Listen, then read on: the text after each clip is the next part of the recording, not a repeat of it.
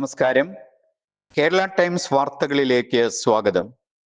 Rubber board അംഗങ്ങളായി എംപിമാരായ Anto Antony, captain Brijesh Chowta, Rajeev Bhattacharjee എന്നിവരെ നിയമിച്ചു.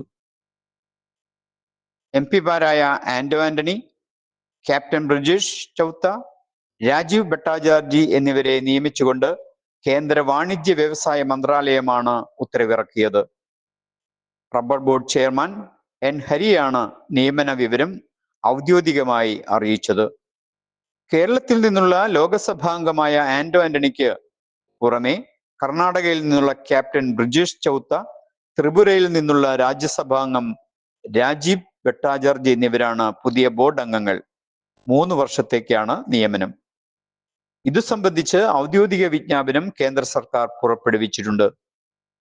രാജ്യത്തെ റബ്ബർ കർഷകരുടെ സുപ്രധാന തീരുമാനങ്ങൾ കൈക്കൊള്ളുന്ന റബ്ബർ ബോർഡിലേക്ക് പ്രമുഖ ജനപ്രതിനിധികൾ എത്തുന്നതോടെ കർഷകക്ഷേമ ബോർഡ് കൂടുതൽ കരുത്തു പകരുമെന്നാണ് പ്രതീക്ഷിക്കുന്നത്.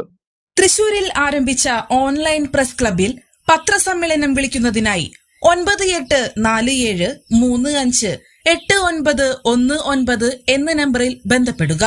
നിങ്ങളുടെ നാട്ടിലെ വിശേഷം ഓൺലൈൻ വാർത്തകളിലൂടെ നിമിഷനേരം കൊണ്ട് ജനഹൃദയങ്ങളിൽ എത്തിക്കാൻ ഓൺലൈൻ പ്രസ് ക്ലബ് നിങ്ങളെ സഹായിക്കുന്നു.